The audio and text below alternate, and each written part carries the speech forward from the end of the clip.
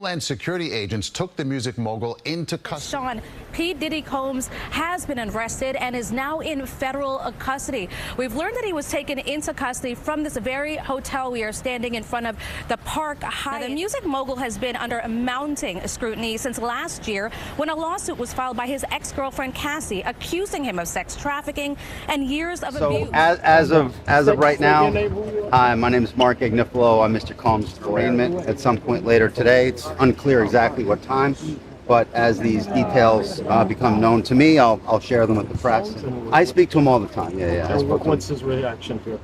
We knew this was coming. I mean, he moved to New York, as I think some of you guys know. We brought him to New York about 2 weeks ago because we knew this day was going to come, and it's here. Did you expect it to happen last night? Was that planned? No, it's not planned. Certainly, it's not planned by us. I mean, he came here to surrender at a time agreeable to the U.S. Attorney's Office.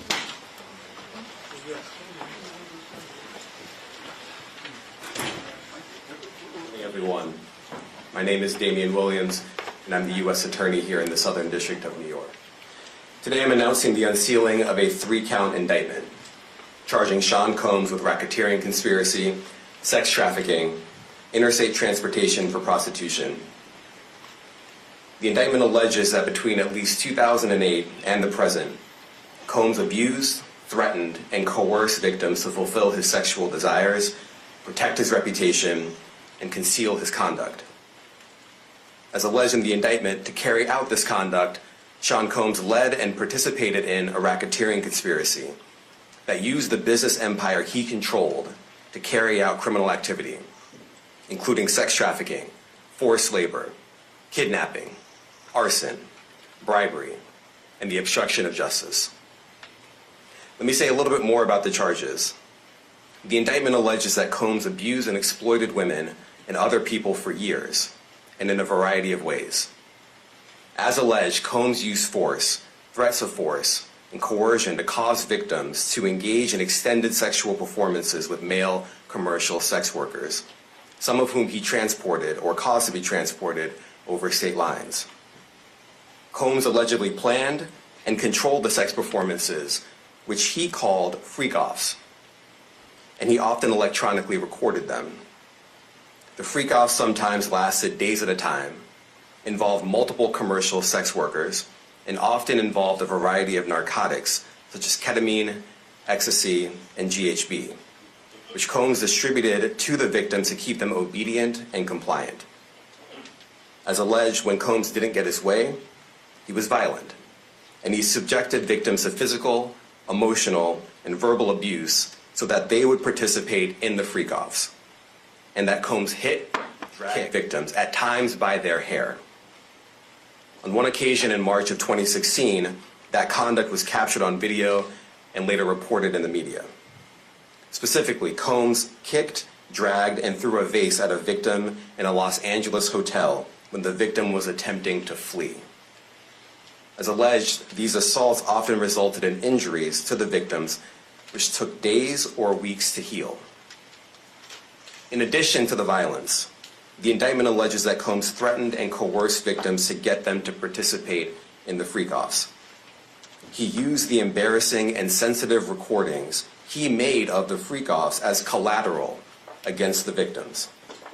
And the indictment alleges that he maintained control over the victims in several ways, including by giving them drugs, by giving and threatening to take away financial support or housing, by promising them career opportunities, by monitoring their whereabouts, and even by dictating their physical appearance. Because of all of this, the indictment alleges that the victims did not believe they could refuse Combs without risking their security or facing more abuse. The indictment also alleges other acts of violence undertaken by Combs and others, including violence against witnesses to his abuse, kidnapping, and arson. The indictment alleges that on more than one occasion, Combs carried or brandished firearms to intimidate and threaten victims and witnesses. Now, Combs did not do this all on his own. As I mentioned, Combs has been charged with RICO conspiracy. He used his business and employees of that business and other close associates to get his way.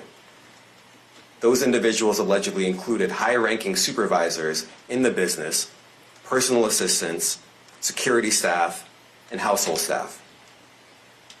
The indictment alleges that those individuals facilitated the freak-offs. They booked the hotel rooms and stocked them with the supplies, including drugs, baby oil, personal lubricant, extra linens, and lighting. When the hotel rooms got damaged, they helped clean it up. They arranged for victims and commercial sex workers to travel for the freak-offs, and they delivered large quantities of cash to Combs to pay for the commercial sex workers. The indictment also alleges that they helped Combs cover up his crimes. During the March 2016 incident at the LA hotel that I mentioned earlier, a member of the hotel security staff intervened, and Combs attempted to bribe the staff member with a stack of cash to make sure that what happened was kept quiet. And as the indictment alleges, in late 2023, after public allegations were made about Combs' crimes, he and others pressured witnesses and victims to stay silent, including by making phone calls to witnesses and victims and giving them a false narrative of what they had experienced.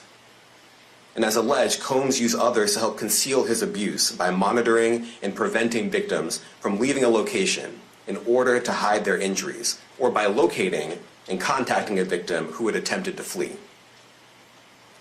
As part of this investigation, in March of this year, special agents from HSI executed search warrants at Combs' residences in Miami and Los Angeles. They also executed a warrant for Combs' electronic devices. During those searches, agents seized evidence of the crimes charged in this indictment. They seized firearms and ammunition, including 3 defaced AR-15s and a large capacity drum magazine. They also seized evidence of the freak-offs, electronic devices that contain images and videos of the freak-offs with multiple victims. And they seized cases and cases of the kinds of personal lubricant and baby oil that Combs' staff allegedly used to stock hotel rooms for the freak-offs, more than 1,000 bottles altogether. Here are some of the items that we recovered during the searches.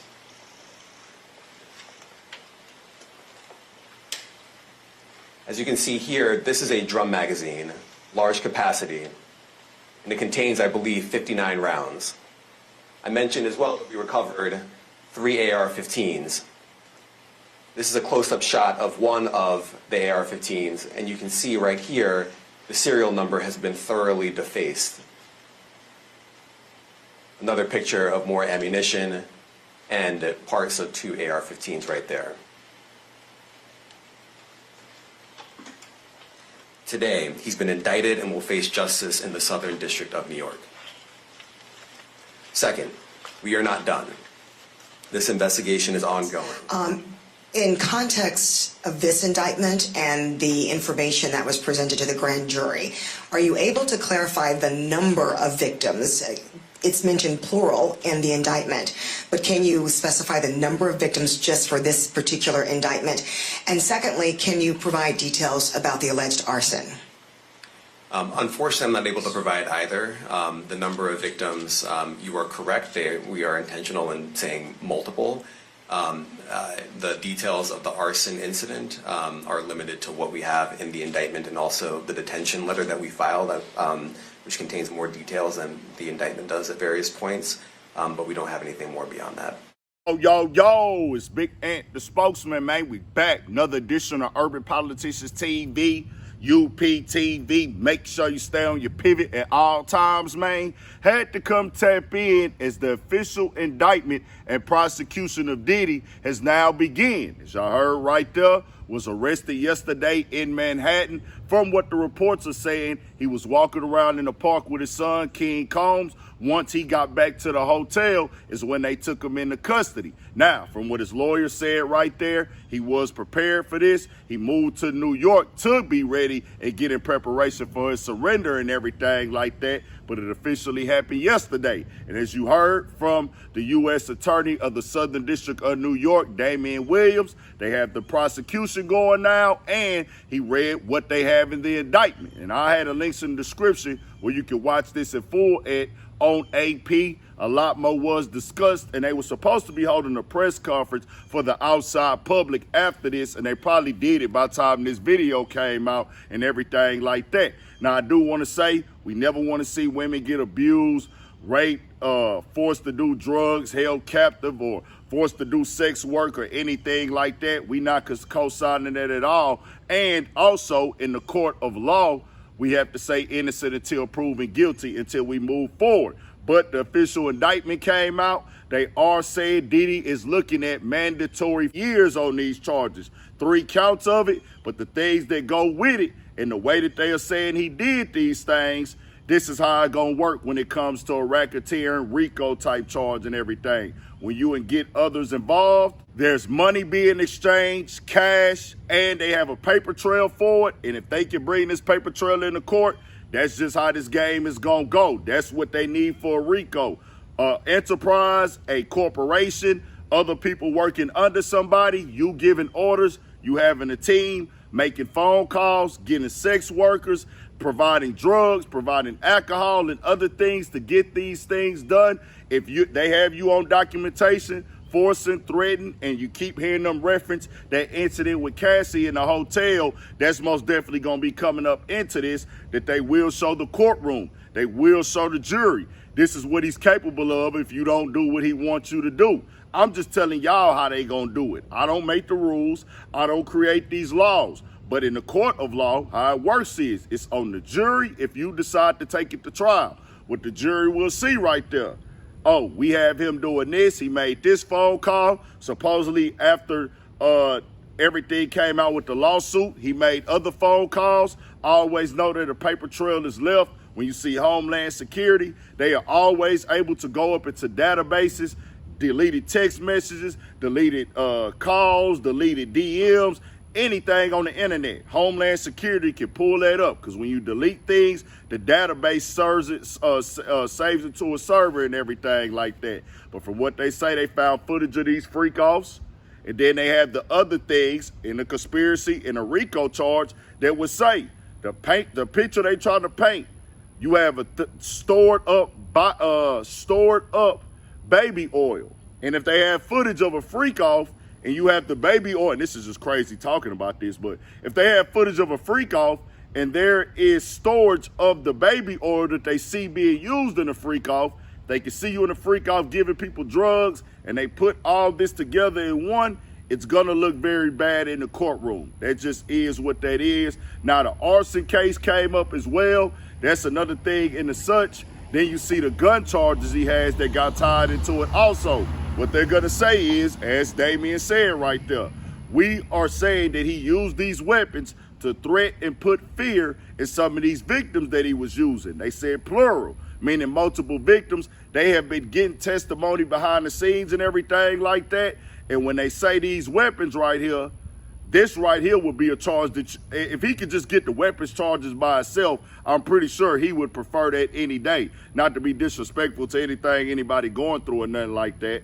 But to have charges of having the serial numbers scraped off of illegal guns, that's some years in the feds and things like that. If they pick that case up federal, you would rather that over all this RICO stuff with these sexual acts in itself. Now, Diddy and his lawyers putting a package together for a $50 million plus bond. They are saying they want Diddy in there because he is a threat to people's lives. They said that he's a danger outside to the victims and everything like that. Plus, he has the means to flee. We have to see how that process goes with Diddy. I mean, he went to New York to try to put it out there in a way like, hey, bro, I'm not running. I'm not ducking this. I'm not surrendering. I'm surrendering. I'm not hiding nothing. He is saying innocent until proven guilty. But that paper trail of the people being involved in this, you paying sex workers, they're being on video footage, as if they can put this video footage out there, it will come out of things like that. You forcing women to have sex, then the footage of you beating on women, the phone calls being made. Man, that's going to be a lot to go up in there against in that courtroom. I don't care what type of lawyer you got, what type of money you got. They can show these things in this indictment that they have right here. It's going to get real up in there. Then they had the baby oil stored, and they can see this all in these videos, unless they just jerking our chain, which I seriously doubt it. I'm not gonna jump the gun and accuse nobody of nothing. I'm not a prosecutor, I'm not a district attorney, I'm not part of the jury, I'm not having inside information. I'm just bringing y'all the reality of this thing right here. It's finna get real in the field for Diddy now, and this just is what it is.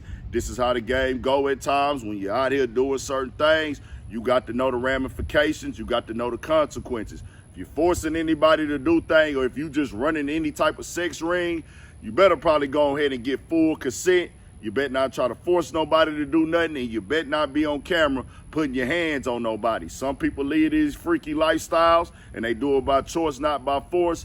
Everybody's in full consent, but it's a lot of this that goes on behind the scenes where they force people to do these type of things. And who knows whatever else they gonna bring out. But right now, it's got real today for Diddy, man. And it's finna be a long process and a lot more coming out. Tell me what y'all think. They looking at 15 years plus on them, minimum 15. But you know they gonna go for a lot more. This is wild, man. Tell me what y'all think. We got more coming, more videos, all that 1000 for shit show. Stay on your pivot.